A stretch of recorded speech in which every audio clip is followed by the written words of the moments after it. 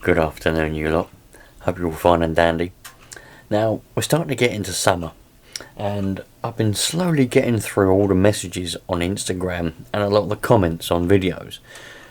Getting through them slowly, making a list of all the questions I need to address or make videos of. And what's been a common occurrence is about chokes on 1/5 scale RC cars with obviously your petrol engine in them. Because obviously, as we know, nitro engines don't have a choke. Not all petrol engines have chokes. Some of them have, well, quite a lot of them, but there's more have chokes than that don't have chokes. Anyway, what does a choke do, and how should you use a choke? And when should you use a choke seems to be the properly confusing thing. People seem to get in a right panic over when to use the choke. So let's have a look, shall we? Let's physically have a look at a carburetor with a choke on it. A good example is this Marder, because it's easy to get to. I haven't got to take the engine out or take a lot of stuff off. So this is the carburetor, as we know. And we got the primer bulb here. Push that. And that primes your carb with petrol. And then you've got your choke, a little lever on the side here. That is on, that is off. On meaning ready to start cold, off meaning the run position. So if we take off the air filter, we can actually see what the choke is doing. At the moment you can see that there's the choke there. That thing in the middle there, that is the choke plate, right? At the moment it's in the running position, so it's open and the air can get all the way through there. I know there's a little bit of an obstruction with it being there, but it is there, and that is that. Now when we turn the choke on, so ready for a cold start in the winter, you can see what happens. The plate moves and it closes off the airway, apart from that little hole at the top. See that little hole? That hole there is the only way air can get in when the choke is on.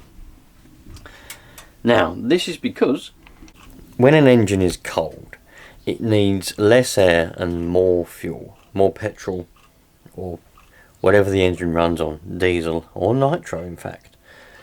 We're talking about petrol engines, so we'll stay with that fuel. It needs more of it and less air in order to run because it's cold. So that's what the choke does. It blocks off the air, meaning it's not increasing the amount of petrol that's going in, but it's getting less air. So the mixture of petrol to air ratio is going to be far richer, more petrol and less air, which, there you go. You've got your richer mixture. That is perfect for starting up in cold conditions. It's worth noting that as now, it's 20 degrees in England now, as I'm filming this, more than warm enough. This engine won't need a choke to start. The choke's really just for cold. Some engines do like to start on a choke even in hot weather. That's just the way the engine is. But there's never a right or wrong time to actually use the choke. These particular chokes don't have a marked half choke or quarter choke. Some carburetors, they'll have no choke, which is open. They'll have a quarter choke, they'll have half choke, and then they'll have full choke. You know, little notches, because you don't have to use all of the choke all the time. Some engines don't like to be started with a full choke. Sometimes they like to be started with half choke. It's just the way that different engines are, and as you get more experienced with engines, you'll learn this kind of stuff.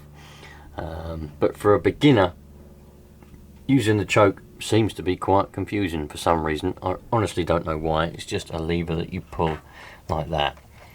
So if you've got one of these, I would suggest that you simply try to start it with the choke.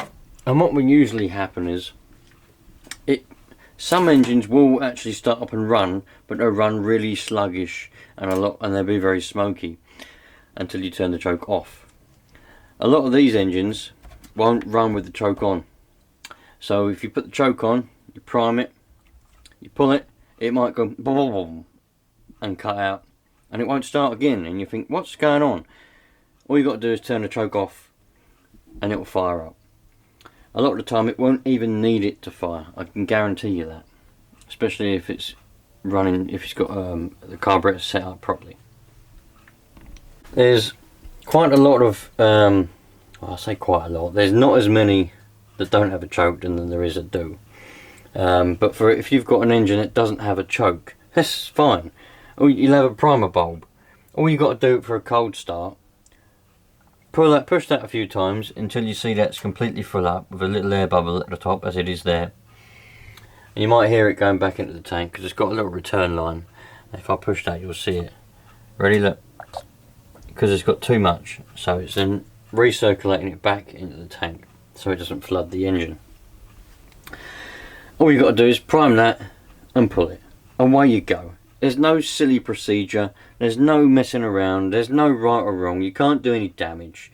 You know, people will have you think that you can do damage. There'll be people out there, I've come across them in real life, and I've seen videos of people saying, you know, you must press the primer bulb 4 times, and then you must pull the pull start 3 times gently, and then you must pull it again hard once, and then try to start it, and it'll start. No, what a load of bollocks. Just push the bloody primer bulb until the petrol goes into it and you see it and it starts going back into the return, go down the return line. Then just be pulling the pull start and it will start up, yeah? Unless there's a problem. Assuming there's no problem with the carburetor, it'll start. Just don't worry about any silly procedures because there isn't any. Little piece of useful information here. Think carefully, yeah? All that choke does when you put it down like that is it blocks off the airflow, right? So what happens if your choke lever breaks? What happens if this snaps off? What are you going to do? You've got no choke. I know I've already told you, well, it doesn't need the choke to start in hot weather anyway, but some engines do. So what happens if your engine is one that likes to start on the choke? Well, what are you going to do? That's not the end of the world, my friends. All you got to do when you want to start it, stick something over the air filter, over the air intake like that. Either your hand, I've got many engines that the choke lever is broken. On one of them, in fact, on the carburetor, it's actually seized in the off position, luckily, so it's seized open. But that engine does like to start on the choke, even in quite warm weather. For some reason, it's just the way that it is. Some people might argue that the carburetor needs to be cleaned or whatever. It definitely does. All I do is simply put my hand over it like that, pull the pull start, and it will start up, and then I'll let go. And away we go. We're running. Don't need to mess around trying to mend the choke when you've got a hand. So, you know, all the choke does is block the airflow. So anything you can do to limit that airflow, to make the mixture richer, that is effectively a choke, and that's all you got to do. As I said, just don't panic and don't let anybody make you think that there's some sort of special thing that you must do to start your engine and use a choke. A lot of people seem to be daunted by the word choke and the lever. Oh, it's got a choke, is it? Oh, what do I do with the choke? You know, all it does is choke the engine of air. That's why it's called a choke, because it's limiting the air to the engine, choking the engine. So it doesn't matter. It really doesn't matter. I've seen people get in a right old state because they've started up their engine and it started fine, but then someone said, "Oh, you didn't use the choke," and they go, "Oh my God, I didn't use the choke. Is it? What do I do?" Absolutely nothing, because it started and it's running. So it doesn't matter whether you use it or not. It's just there to help you to get that engine to run, to start. I mean, so don't let yourself get caught up in it, in the whole choke thing. Bloody hell, it's mad. I wish I could have filmed some of the people I've seen getting states over the years, you know, about the choke. Honestly, nothing to worry about, my friends. Just enjoy life and enjoy yourself and enjoy your RC car. You know, doesn't matter whether anything else with it. You know, just fire the thing up and enjoy it. There you go, my friends. I hope that has put your mind at rest if you was unsure on how to use a choke, or if you needed to use a choke. I'll go over it again for a bit of a recap, but I know some of you are probably fed up by now anyway. But just to recap, right? When you go to start your engine on your RC car, don't even bother doing anything with that choke. Leave it off, yeah? Leave it open. Prime the primer bulb. Try and start it. If it doesn't start after maybe 5 or 6 pulls and you think to yourself, oh, it's definitely getting petrol, it's just not, it must be too cold, flick the choke on and see if it will start, and it'll probably start then. Don't worry about it. So that's what a choke does, my friends. It just blocks off the air. We've seen how that works on the inside. There we go. That's on. Oops. And that's off. Alright. Run position. Start in position. Run position. Start in position. Alright. That is literally all it does. Just chokes the engine of all the air, most of it, which then richens the air fuel mixture, which then is better for it to start, because engines need more fuel and less air to start when they're cold than they do when they're normally running. There we go, my friends. I hope that helped some of you out. I'm going to go and read the rest of my messages. Read the rest of my messages and comments, and also I've got a bloody whole notebook. It's indoors. I should have brought it out and shown you. I've got a notebook on flooded engines. I've got to answer what some of them say. Can you actually make a video on this? And some of them just ask the question. Flooded engines, what do you do? You know, the choke one I've just done. I'm going to do one. I am going to do one on how to clean air filters. Not them, not these rubbish ones. Not these rubbishy ones here. I mean, these are all right, don't get me wrong, but I would never actually use one of these. This come on it. When I got hold of this Marder, it was already on it. Don't like these kind of air filters.